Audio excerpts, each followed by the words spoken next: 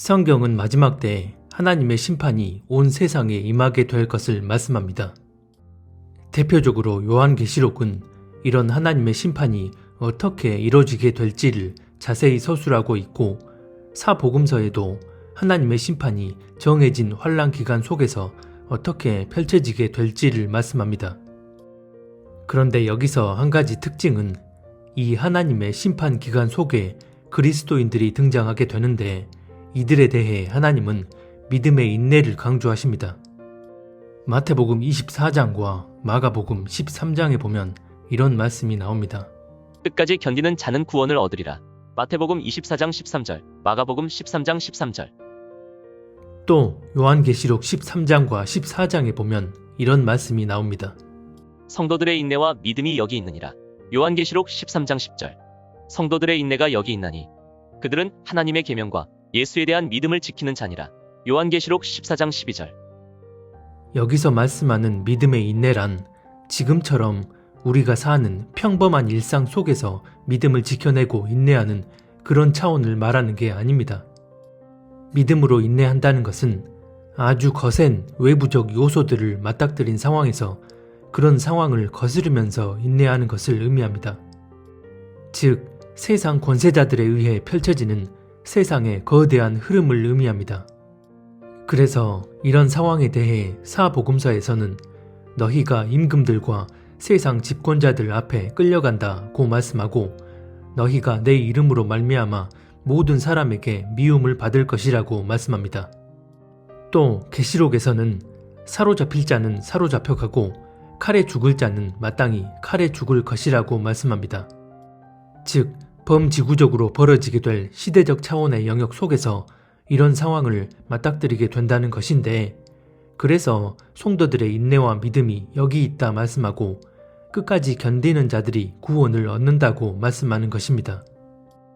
이런 세상의 거대한 흐름을 거슬러야만 주님 뜻에 합당한 믿음을 지켜낼 수 있기 때문에 이런 일들이 서서히 드리워지고 있는 지금부터 개인적 차원의 영역에 갇혀 있지 않고 시대적 차원의 영역 속에서 벌어지는 상황들을 영적인 관점으로 바라보고 분별하여 그에 맞게 행동해야 하는 것입니다. 이것이 바로 마지막 때 실질적인 하나님의 심판이 시작된 지금부터 세상으로부터 오는 것들을 거슬러 믿음을 지켜내고 인내해야 한다는 의미입니다. 이런 마지막 하나님의 심판 기간에 대해서는 앞전에 자세히 설명드린 바 있습니다. 이 심판 기간은 표면적인 재앙들이 쏟아지는 기간이기도 하지만 동시에 영적으로는 미혹이 정점에 이르는 기간입니다. 요한복음 9장에 보면 예수님께서 이런 말씀을 하십니다. 예수께서 이르시되 내가 심판하러 이 세상에 왔으니 보지 못하는 자들은 보게 하고 보는 자들은 맹인이 되게 하려 함이라 하시니. 요한복음 9장 39절. 예수님이 이 말씀을 하신 연유는 당신께서 초림하신 당시 상황을 가리키신 거지만, 이를 통해 알 수 있는 것은 하나님이 행하시는 심판 안에는 본다고 여기는 이들이 실제로는 보지 못하고 미혹되는 일이 일어난다는 것입니다. 그래서 마태복음 24장과 마가복음 13장에 보면 이 기간 속에서 택하신 자들까지 미혹한다고 말씀합니다. 다시 말해 하나님의 마지막 심판 기간은 육적인 재앙들이 쏟아지는 일과 동시에 영적인 미혹이 극에 달하는 기간인 것입니다. 이것이 마지막 때 가장 강력한 악의 형태인 미혹입니다. 그래서 이런 미혹은 우리가 맹목적으로 신뢰하고 있는 공신력 있는 주류 언론, 정부 당국, 공공기관을 통해 일어날 수 있는 것이고, 이런 일이 2022년인 지금부터 현실에서 그대로 일어나고 있습니다. 결국 세상의 공중 권세를 잡은 사탄이 우리 내면에 의표를 찌르는 강력한 미혹의 한 수를 둠으로써 그리스도인의 모양을 하고 있더라도 하나님을 진정으로 경외하지 않고 하나님께 속해 있지 않은 모든 자들은 사역자든 평신도든 할 것 없이 모조리 이 미혹의 덫에 걸려드는 것입니다. 그래서 마지막에 다다르면 다다를수록 하나님의 직접적인 개입이 임하여 그 은혜 안에 거하는 영역이 아니라면 모두 다 이런 사탄의 영향력 아래 빨려 들어가게 됩니다. 여기에는 내가 살고 있는 국가, 내가 보고 듣는 주류 언론, 미디어, 각종 매체들, 하나님 예수님의 타이틀을 달고 경건한 껍데기를 입고 있는 교회 공동체까지 모든 영역들이 다 포함되어집니다. 하나님께서 마지막 심판을 행하시기 위해 사람들을 미혹시킬 수 있는 활동 권한을 사탄에게 허락하셨기 때문입니다.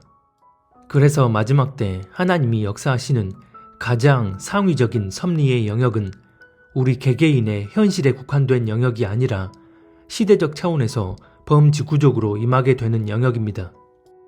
그런데 만약 이런 상위적 영역에 대한 하나님의 섭리를 제대로 분별하지 못하고 내 눈앞에 보이는 현실에만 집중하며 그런 근시안적 관점과 기준에 의해 신앙생활을 하게 되면 개인적 차원의 영역에서 아무리 하나님의 은혜를 체험하고 이런저런 간증거리가 많다 해도 결국은 상위적 섭리의 영역 안에서 미혹의 덫에 휘말려 돌이킬 수 없는 지경으로 나아가게 됩니다.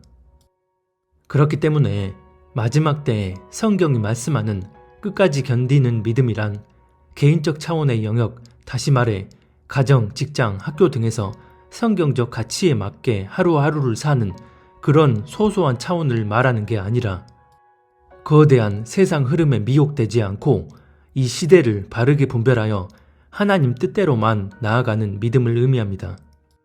그렇지 않고 개인적 차원의 영역 안에 머물러 버리면 정작 때에 맞게 분별하여 하나님 뜻대로 나아가야 할 영역에 있어선 미혹된 방향으로 나아가 버리게 됩니다.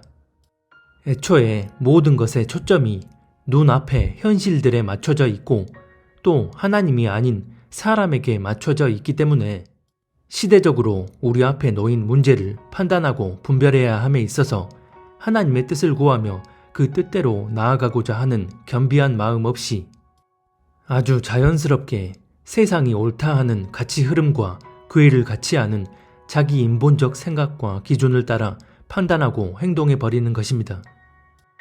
그래서 성경은 심판 직전 사람들의 전반적인 생활상에 대해 노아의 때와 같이 눈앞의 현실에 갇혀서 먹고 마시고 시집가고 장가가고 또 롯의 때와 같이 먹고 마시고 사고 팔고 심고 집을 짓는 일에 몰두하고 또 방탕함과 술취함, 생활의 염려로 마음이 둔해져서 그 날이 덕과 같이 임하게 된다고 말씀합니다. 즉 대부분의 사람들이 눈앞에 보이는 개인적 영역에만 갇혀서 그런 현실에 급급한 생활에 매여 살다가 결국 상위적 차원의 영역에서 심판의 재난들이 벌어지게 되면 갑작스레 그 일들을 맞이하게 되면서 속절없이 휩쓸려 가는 것입니다. 그래서 그리스도인들 역시 이런 개인적 차원의 영역에 갇힌 근시안적인 신앙생활만을 영위하려 하다 보면 눈앞에 보이는 현실 넘어 다른 차원의 영역 속에서 임하는 하나님의 섭리를 분별하지 못한 채 다른 이들과 마찬가지로 그 날을 갑작스레 맞게 되는 것입니다. 개인적 차원의 영역과 시대적 차원의 영역에 대한 영적인 기준과 방향성이 부딪히는 상황을 맞이하게 됐을 때 개인적 영역의 현실들을 거스르고서라도 더 큰 차원의 영역 속에서 역사하시는 하나님의 섭리에 맞게 나아가지 못하는 것입니다. 데살로니가전서 5장에 보면 주님이 강림하시는 때에 관해 말씀하는데 5장 4절에 보면 형제들아 너희는 어둠에 있지 아니하매 그 날이 도둑같이 너희에게 임하지 못한다고 말씀합니다. 여기서 어둠에 있지 않다는 말은 개인적 차원을 넘어서 시대적 차원의 영역 가운데 역사하시는 하나님의 섭리를 이해하고 분별하기 때문에 바르게 준비함으로써 그 날이 도둑같이 임하지 않는 것입니다. 하지만 이런 시대적 차원의 영역을 분별하지 못한 채 개인적 차원의 영역에만 갇혀 있다면 이 말씀이 의미하는 것과 반대로 어둠에 있는 상태로서 그 날이 도둑같이 임하게 됩니다. 왜 그럴까요? 말세지말이라는 특별한 타임라인 하에서 때를 따라 역사하시는 하나님의 섭리는 정확한 경계선을 구분 지어 놓고서 한 번에 상황이 급격히 전환되어지는 게 아니라 전환되는 과정 가운데 겹쳐 있는 상황이 일정 기간 존재합니다. 위의 도표를 참고해 주시기 바랍니다. 그래서 말세지말을 사는 지금 우리는 개인적 차원의 영역에 충실한 생활만 잘하면 하나님이 그런 부분만을 잣대로 삼아 양과 염소를 구분하시는 게 아니라 이렇게 맞물려져 있는 기간 속에서 다른 차원의 영역 속에서도 내가 하나님 뜻대로 분별하여 나아가고 있느냐가 하나님께서 우리를 판단하시는 척도가 됩니다. 그래서 우리가 지금 돌아가는 전 지구적 상황을 시대적 차원의 영역에 맞게 거시적 관점으로 바라볼 줄 아는 영적인 안목이 중요하고, 그런 다음 거시적 차원에서 임하는 작금의 시대 상황이 어떻게 내 삶 가운데 직접적으로 드리워지고 있는지를 디테일하게 분별하는 것이 중요합니다. 즉, 교회 시대가 서서히 막을 내리고 마지막 환란에 들어가기 위한 과정이 맞물려져 있는 기간이 바로 지금 우리가 살고 있는 2022년인 것이고, 이 기간 속에서 우리는 삶에 직접적인 영향을 주고 있는 시대적 차원의 상황과 문제들을 바르게 분별하고 그에 맞게 행동해야 하는 것입니다. 지금 우리가 사는 이 시기는 개인적 차원을 넘어선 시대적 차원에서 하나님이 역사하시는 섭리를 바르게 분별하고 그에 맞게 나아가고 있는지, 그래서 누가 첫 추수로 들림받을 신부인지 하나님을 향한 믿음의 온전함 여부를 시험받는 기간이라고 할 수 있습니다. 그런데 안타깝게도 오늘날 주류 교단에 속한 대다수 교회와 사역자들의 경우 이런 부분에 대한 이해가 무지한 상태입니다. 요한복음 9장에서 주님이 말씀하신 것처럼 눈이 가려져서 보지 못하게 돼버린 것입니다. 이렇게 되면 아무리 개인적 차원의 영역에서 탁월한 믿음을 소유한 것처럼 보여진다 해도 이는 반쪽짜리 믿음이 됩니다. 왜 그토록 많은 놀라운 체험을 하고 하나님의 은혜를 입었다는 이들이 시대적 차원에서 삶 가운데 파고드는 문제들을 마주하게 됐을 때 아무렇지 않게 세상의 미혹된 흐름을 따라가 버리는지를 생각해 보면 잘 알 수 있습니다. 개인적 차원의 영역에서 하나님의 은혜들을 체험하고 그런 은혜를 고백할 때 울컥하며 눈물을 쏟는 귀한 간증을 하시던 분들이 또 하나님의 공의를 가감없이 선포하고 가정, 직장, 학교 등에서도 그리스도인다운 바른 삶을 살아야 한다고 설교하시던 목사님들이 악한 주사를 1차, 2차, 3차까지 맞고서도 아무런 거리낌조차 없고, 반대로 악한 주사가 짐승 마크일 수 있고 영적인 차원에서 왜 맞으면 안 되는지 들려오는 얘기들에 대해서 철저히 무시하고 폄하하면서 진지하게 분별해보려는 일말의 마음조차 갖지 않습니다. 그리고는 사역을 위해, 선교를 위해, 복음 전도를 위해 등등 온갖 그럴듯한 명분들을 가져다 붙입니다. 선교하기 위해, 사역을 유지하기 위해 악한 주사 맞는 것을 정당화해도 된다면 타 종교인들에게 복음 전하기 위해, 세계 선교를 완성하기 위해, 이웃사랑을 실천하기 위해 WCC를 비롯한 우상 집단들과 혼합하는 행태 역시 바람직하다는 말과 다를 게 전혀 없습니다. 악한 주사와 교회적 차원의 배도는 전혀 다른 문제인 것처럼 보이지만 영적인 실상은 크게 다르지 않습니다. WCC, WEA, 카톨릭이 어떤 가증한 우상 집단인지 그 실체가 이미 밝히 드러나 있는 상태인데도 이런 우상들과의 혼합을 이끄는 자들은 그 실체를 알려 하지도 보려 하지도 않고 자기들의 뜻대로 배도를 이끌어 나갑니다. 그리고 소속 교단이 이런 가증한 배도 행위를 앞장서서 자행하고 있다는 사실에 대해 개인적 차원의 영역에만 갇혀서 자신들과는 상관없는 일로 치부해버리는 대다수의 교회들과 교인들 역시 기록된 성경 말씀이 어떻게 하나님을 거스르는 가증한 곳에서 벗어나 거룩히 구별되어야 하는지를 명백히 증거하고 있음에도 알려 하지도 분별하려 하지도 않습니다. 그렇기 때문에 알지 못해서 그랬다 라는 주장은 하나님 앞에 변명거리가 될 수 없습니다. 악한 주사 또한 마찬가지입니다. 이 주사 안에 어떤 물질들이 들어가 있고 이런 물질들이 몸 안에 들어오게 되면 어떻게 사람의 내면을 변형시켜서 돌이킬 수 없는 상태로 만드는지, 또 이런 악한 주사를 주입하려는 세력들이 어떤 의도와 목적을 가지고 전 인류에게 이 주사를 주입하려 하는지 이미 그 실체가 충분히 드러난 상황입니다. 그런데도 그저 정부와 주류 언론이 이끄는 대로 따라가 거리낌 없이 몸 안에 주입시킨다는 건 알지 못해서 맞은 게 아니라 알려고 하는 마음, 즉 하나님 뜻대로 하려는 마음이 없어서 맞은 것입니다. 이는 행위의 문제 이전에 중심의 문제입니다. 이미 그 실체가 충분히 드러난 상황에서 진실을 알고자 하는 마음이 없이 설사 어느 정도 알고 있었다 해도 눈앞의 현실 때문에, 선교 때문에, 사역 때문에 어쩔 수 없이 맞았다는 건 그 중심을 하나님이 아닌 세상과 자기 자신에게 두고서 때에 맞게 역사하시는 하나님의 섭리를 헤아리고자 하는 겸비한 마음은 전혀 없이 그저 자기 뜻대로만 나아가는 것일 뿐입니다. 물론 알지 못하고 맞은 이들 가운데 뒤늦게 실체를 알고 난 후 결단하고 추가 주입을 하지 않는 분들도 계시지만 이런 경우는 매우 극소수라는 게 안타까운 현실입니다. 로마서 12장에 보면 너희는 이 세상에 동화되지 말고 오직 너희 생각을 새롭게 함으로 변화를 받아 하나님의 선하시고 받으실 만하며 완전하신 뜻이 무엇인지 입증하도록 하라고 말씀합니다. 그런데 이 말씀의 교훈과 달리 이 세상에 동화되어 버리면 하나님의 선하시고 완전하신 뜻이 이 시대 가운데 어떻게 풀어지는지를 분별하지 못한 채 개인적 차원의 영역에만 갇혀서 헤어나오지 못하게 됩니다. 마가복음 10장 31절에 보면 예수님께서 먼저 된 자로서 나중되고 나중된 자로서 먼저 될 자가 많다라고 말씀합니다. 그런데 그 앞 구절을 보면 나중된 자가 되지 않기 위해 어떻게 해야 하는지에 대해 이렇게 말씀합니다.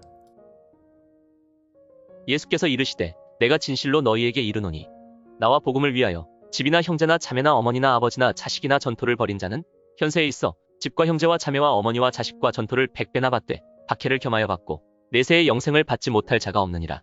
마가복음 10장 29절로 30절. 여기서 지칭하는 집, 형제, 자매, 어머니, 자식, 재산 등은 모두 우리 삶의 개인적 영역에 해당하는 문제들입니다.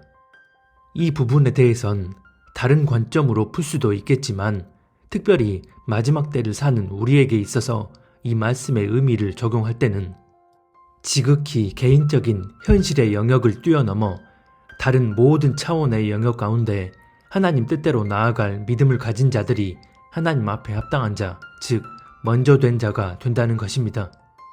하지만 개인적 차원의 영역에 매몰된 신앙생활을 하고 있다면 이 말씀을 삶에 적용시키기란 결코 쉽지 않을 것입니다. 왜냐하면 이런 사람들은 애초부터 하나님에 대해 정의하기를 하나님은 절대로 형제나 자매나 어머니나 자식을 거스름으로 가정의 화평을 깨뜨리게 만드시는 분이 아니라 확정해놓고 하나님은 그저 내가 사는 이 개인적 삶의 영역 안에서 안정적으로 역사하셔야 하는 분으로 규정해 놓았기 때문입니다. 하나님이 행하시는 섭리를 자기가 생각하는 그런 틀에 가둬놓게 되면 지금 시대가 어떤 시대이고 지금 벌어지고 있는 이런저런 일들이 어떤 연유로 일어나는 것인지 그래서 우리가 어떻게 행동해야 하는지를 분별하지 못합니다. 설사 교리적으론 지금이 마지막 때라는 사실을 어느 정도는 인지하고 있다 하더라도 그건 단순한 지식일 뿐 실제 우리 삶 가운데 이런 시대적 현실이 어떻게 직접적으로 적용되고 있는지를 깨닫지 못하는 것입니다.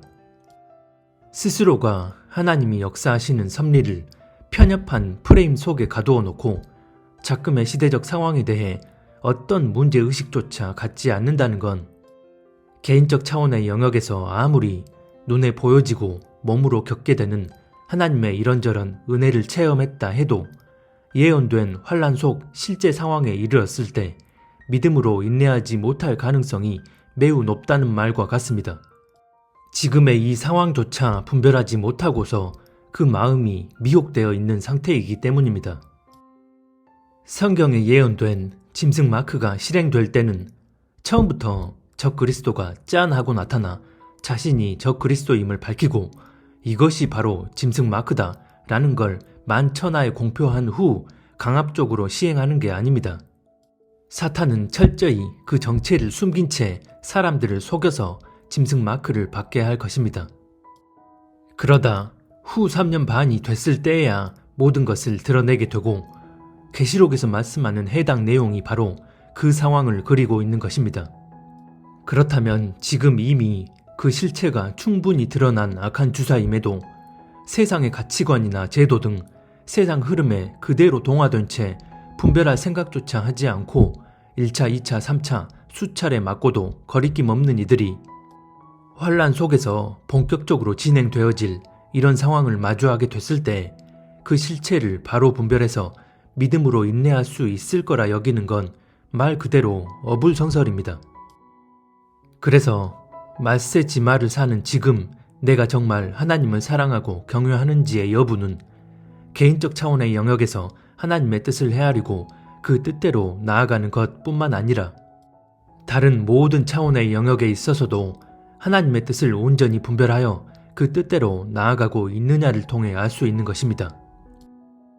그런데 반대로 시대적 차원의 영역 속 문제들에 대해선 바른 지식과 분별력을 가지고 하나님 뜻대로 나아가는 것처럼 보이지만 정작 개인적 차원의 영역에 있어선 하나님의 뜻과 다른 방향으로 나아가 버릴 수도 있습니다. 최근 들어 SNS나 유튜브 상에서 지금의 시대적 현실을 비교적 바르게 이해하고 있다 여기는 분들 가운데 깨닫지 못하는 이들을 향해 인간적인 비난과 조롱을 일삼는 댓글들을 종종 보게 됩니다. 마치 우리가 잘나서 이런 것들을 다 분별하고 있고 깨닫지 못하는 저 사람들은 저주받은 이들인 것처럼 조롱하고 저주하고 비난을 쏟아내는 것을 보면서 안타까운 마음이 들었습니다. 우리가 잘못된 것들을 밝히 드러내는 일은 반드시 해야 하는 일입니다. 하지만 이런 사실들을 밝히고 드러냄에 있어서 어떤 마음으로 하느냐가 어찌 보면 더 중요한 문제입니다.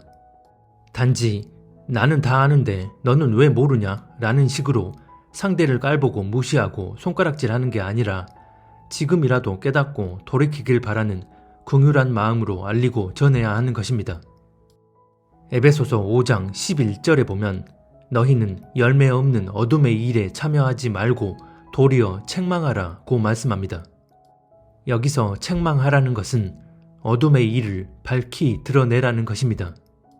이렇게 어둠의 일을 밝히 드러내야 하는 이유에 대해 13절 이하는 이렇게 말씀합니다. 그러나 책망을 받는 모든 것은 빛으로 말미암아 드러나나니 드러나는 것마다 빛이니라. 그러므로 이르시기를 잠자는 자여 깨어서 죽은 자들 가운데서 일어나라. 그리스도께서 너에게 비추이시리라 하셨느니라. 에베소서 5장 13절로 14절. 어둠의 일을 드러내야 하는 이유는 그 어둠의 일을 드러내게 됐을 때 빛이 비추임으로 자는 자들 가운데 깨어날 자들이 있기 때문이라는 것입니다. 그래서 우리가 이런 일을 행할 때는 반드시 하나님의 마음을 우리 역시 동일하게 품고 하나님의 뜻대로 행해야 하는 것입니다. 그렇지 않으면 스스로 높은 차원의 영역에 대한 문제를 대함에 있어서 남보다 잘 알고 깨어있다 여기며 거기에만 집중된 나머지 정작 자기 마음이 하나님 앞에 어떤 상태인지는 돌아보지 않게 되는 상황이 초래될 수 있습니다. 이렇게 되면 아무리 악한 주사를 몸 안에 허락하지 않고 배도한 교회에서 구별됐다 하더라도 하나님 앞에 합당한 자라고 단언할 수 없습니다. 그래서 우리가 지금 이 시대를 분별함으로 하나님이 역사하시는 섭리의 영역이 어떤 차원에서 다각도로 펼쳐지고 있는지를 깨닫게 된다면 우리 개개인의 일상의 현실 속에서도 당연히 하나님을 사랑하고 하나님의 뜻을 행하기 위해 내 생각과 말과 행동을 겸비하게 살피며 또 이웃을 사랑하는 삶을 살아야 하고 더 상위적인 하나님의 섭리의 영역 안에서도 세상의 거짓된 흐름을 분별하여 거기에 동화되지 않고 오직 하나님의 뜻대로만 나아갈 수 있어야 합니다. 즉, 개인적 차원의 영역을 비롯한 다른 모든 차원의 영역 속에서 역사하시는 하나님의 뜻을 헤아리고 그 뜻대로 나아가기 위해 우리 내면을 수시로 점검하며 그렇게 행동하는 것입니다. 그렇게 될 때에 설사 개인적 차원의 영역과 시대적 차원의 영역이 부딪히는 상황을 맞이하게 된다 하더라도 무엇이 지금 내가 목숨을 걸고서라도 사수해야 할 본질적 가치에 기반한 행동인지를 깨닫고 그에 맞게 행동할 수 있게 됩니다. 끝까지 견디는 자가 구원을 받는다. 성도들의 인내와 믿음이 여기 있다. 라고 말씀하신 성경 말씀이 실제적으로 적용되어지는 것입니다. 오늘날 인류가 사용하는 화폐는 현금과 전자화폐가 혼용되는 형태입니다. 하지만 사실상 현금 결제가 아닌 전자결제 방식이 대세적인 흐름이 되었습니다. 즉, 통장에 잔액이 있는 상태에서 카드나 다른 결제 방식으로 매매하는 시스템이 보편화됐다는 것입니다. 물론 이런 전자결제 방식이 대세적 흐름이라 해도 아직 완전한 디지털 화폐로의 전환이라고 할 수 없습니다. 왜냐하면 지금도 통장에 있는 잔액을 현금으로 인출해서 거래할 수 있고, 무엇보다 이런 민간은행 통장에 찍힌 숫자는 각 개인 고유의 자산으로서 자유민주주의 사회에서는 개인의 기본권을 상징하는 대표적인 요소이기 때문입니다.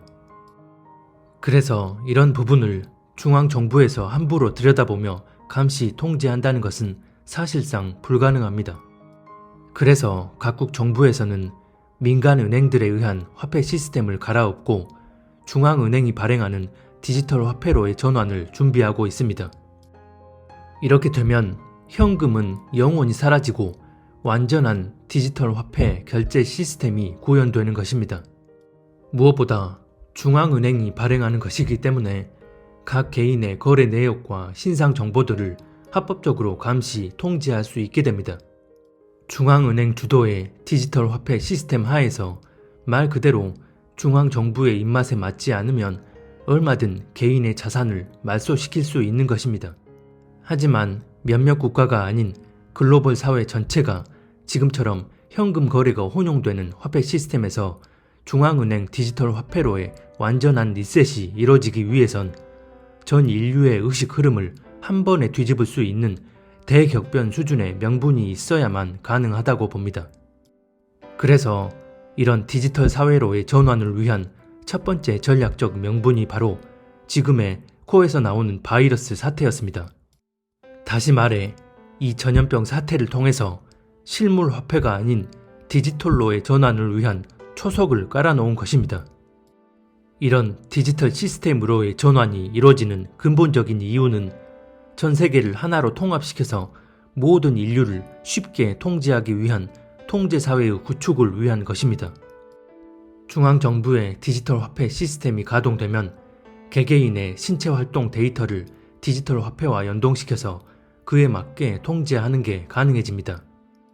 다시 말해 누가 악한 주사를 맞지 않았는지를 파악하여 화폐 거래를 차단해 버릴 수 있다는 것입니다. 그렇기 때문에 코에서 나는 바이러스 이후 발생하게 될 또 다른 결정적인 명분은 마태복음 24장을 비롯한 사복음서와 요한계시록 6장에 예언되어 있는 것처럼 경제 붕괴와 더 큰 규모의 전쟁, 더 강력한 전염병 등 지금껏 인류가 겪어보지 못한 이벤트가 될 것이고, 이를 명분 삼아 사탄의 조종을 받는 글로벌 세력들은 디지털 화폐 시스템을 정착시켜서 다시금 모든 이들에게 악한 주사를 주입하려 할 것입니다. 여기서 우리가 한 가지 잊지 말아야 할 것은 마지막 때 벌어지는 이런 시대적 차원의 일들은 하나님께서 인류를 심판하기 위해 사람들을 미혹할 수 있는 합법적인 권한을 사탄에게 허락하셨기에 가능한 일입니다. 이는 다시 말해 사탄이 마지막 발악을 할 수 있는 강력한 어둠의 권세가 전 세계 모든 영역 가운데 뻗쳐져 있다는 의미입니다. 그러면 이런 상황에서 사탄이 펼치는 전략 중 하나는 바로 속여서 미혹시키는 것이고, 이런 미혹은 반드시 정, 반, 합으로 이루어지기 때문에 시대를 분별하고 깨어있는 그리스도인이라면 진영 논리에 의한 사상적 프레임에 갇혀서 사탄의 이런 전략에 놀아나선 안 됩니다.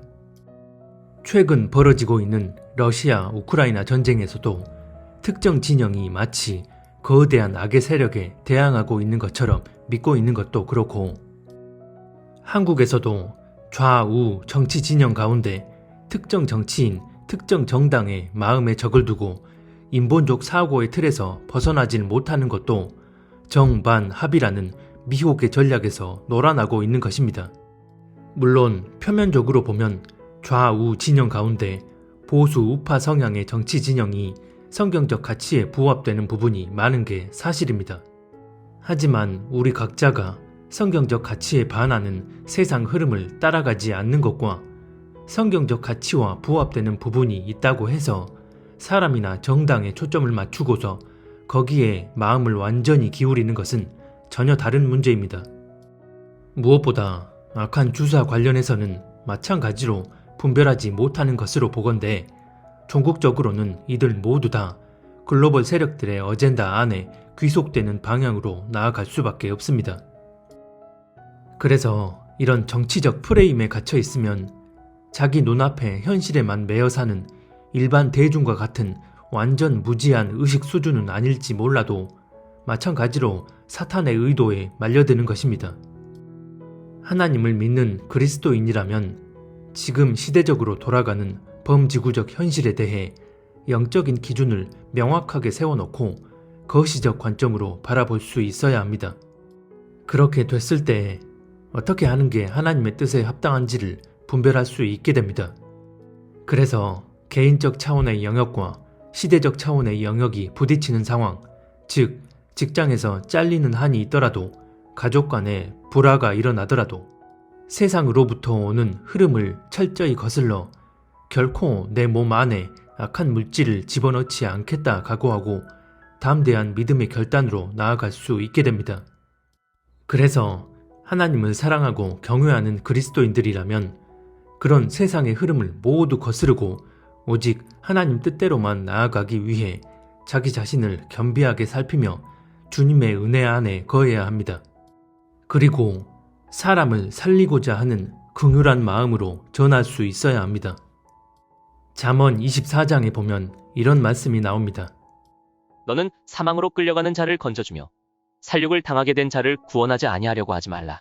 내가 말하기를 나는 그것을 알지 못하였노라 할지라도 마음을 저울질하시는 이가 어찌 통찰하지 못하시겠으며 내 영혼을 지키시는 이가 어찌 알지 못하시겠느냐.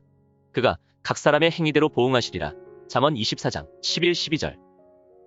마지막 때를 사는 그리스도인이라면 모두 다 파수꾼의 사명을 받은 이들이라 해도 과언이 아닙니다. 그래서 우리가 때를 바로 알고서 사망의 길로 나아가는 이들을 향해 어떤 식으로든 목소리를 내므로써 그 길에서 돌이키도록 힘써야 하는 것은 당연한 의무입니다. 이것은 불신자들에게 진리 되신 예수 그리스도를 전하는 것과 더불어 마지막 때 악을 선하다 하는 거짓에 미혹되어 멸망길로 가는 이들에게 바른 진리의 방향을 제시하는 것입니다. 그래서 때론 거대한 세상 흐름을 역행함으로써 오는 고난과 어려움이 있을지라도 때를 알고 분별하는 이들, 특별히 더 큰 부르심의 사명을 입은 이들이라면 더더욱 때에 맞는 진리의 메시지를 담대히 선포할 수 있어야 합니다. 그렇지 않으면 그들이 결국 사망으로 내달리게 됐을 때 그에 따른 책임을 제 때에 전하지 않은 이들에게 물으실 것입니다. 잠언 24장의 이 말씀은 바로 이것을 말씀하고 있습니다. 우리가 만약 벌어지는 이 상황을 알고도 애써 외면해 버린다면 마음을 감찰하시는 이가 이 모든 걸 다 꿰뚫어 보고 계시기에 그런 잘못된 마음으로 외면해버린 그 행위대로 보응하신다는 것입니다. 대부분의 그리스도인들은 자신이 체험한 것들을 기준 삼아 하나님의 속성과 섭리를 판단하려 합니다. 그래서 본인이 하나님의 위로를 크게 받았다면 하나님을 위로의 하나님으로 생각하고 하나님께 치유를 크게 받았다면 하나님은 병을 치유하시는 분으로 생각하고 하나님께 문제 해결을 받았다면 하나님은 우리 문제를 해결해 주시는 분으로 여깁니다. 이렇게 자기 체험에 기반해 하나님의 속성과 섭리를 이해하게 되는 걸 당연하다고 볼 수도 있지만 문제는 자신이 체험한 하나님의 속성과 섭리를 전부인 것처럼 재단해 버리는 데 있습니다. 그렇기 때문에 내 체험이나 교리, 감정, 느낌에 의한 게 아닌 체험이 없더라도 지식적으로 아는 게 많지 않더라도 감정과 느낌이 별로 임하지 않더라도 제한적인 속성과 섭리의 하나님이 아닌 모든 차원의 영역 가운데 역사하시는 하나님의 속성과 섭리를 말씀 안에서 통전적으로 꿰뚫어 보고 내 삶에 적용시킬 수 있어야 합니다. 그래야만 지금 내가 사는 이 시대가 성경적으로 어느 시점에 와 있는지, 그래서 내 삶에 직접적으로 드리워지고 있는 이런 상황들이 어떤 영적 의미로 적용되는지를 분별하여 하나님 뜻대로 나아갈 수 있게 됩니다.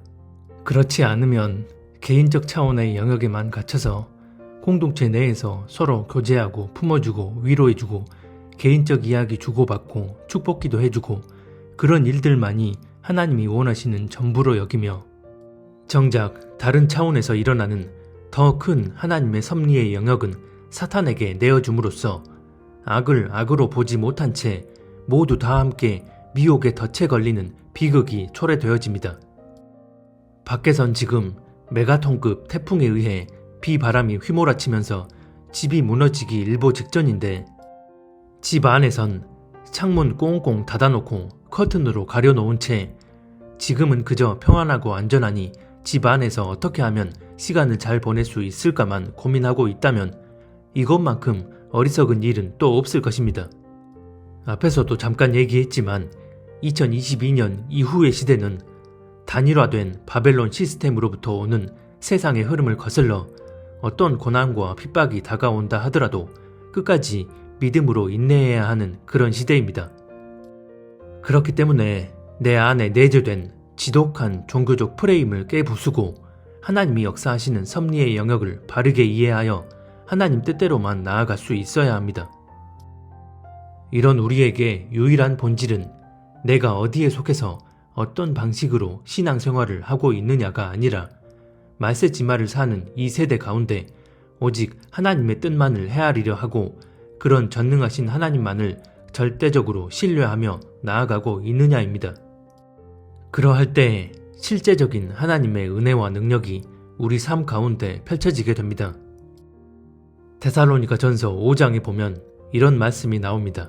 평강의 하나님이 친히 너희를 온전히 거룩하게 하시고 또 너희의 온 영과 혼과 몸이 우리 주 예수 그리스도께서 강림하실 때 흠없게 보존되기를 원하노라. 데살로니가 전서 5장 23절. 사람의 존재적 구성 요소인 영과 혼과 육은 하나님의 삼위일체 속성과 그대로 들어맞는 요소들입니다. 그래서 우리가 영과 혼과 육을 흠없이 보존시킨다는 의미는 여호와 하나님께서 내가 거룩하니 너희도 거룩하라고 말씀하신 것처럼 삼위일체 하나님이 역사하시는 모든 섭리의 영역, 즉 개인적 차원뿐만 아니라 교회적, 시대적 차원의 영역 속에서 우리 존재적 요소가 티나 주름 잡힌 것이 없이 합당한 상태로 나아가야 함을 의미합니다. 그래서 우리가 거룩하지 못한 곳으로부터 벗어나 구별되는 것과 거룩하지 못한 물질이 몸 안에 들어오도록 내어주지 않는 일은 선택이 아닌 필수가 되는 것입니다. 그리고 이런 정결한 이들이 다시 오실 만왕의 왕 예수 그리스도 앞에 정결한 신부로 설 수 있습니다. 부디 이 영상을 보시는 분들 중 한 사람도 빠짐없이 모든 영역 가운데 하나님 뜻대로만 나아감으로써 하나님을 사랑하고 경외하는 순결한 신부로 설 수 있기를 바랍니다.